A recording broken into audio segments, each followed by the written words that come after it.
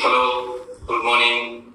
I am father of Manha Fatima who got the NGPA recently.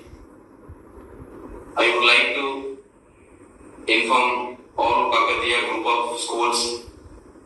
మేము చాలా హ్యాపీగా సంతోషంగా ఫీల్ అవుతున్నాము మా పిల్లలను కాకతీయ గ్రూప్ ఆఫ్ స్కూల్లో చదివించినందుకు.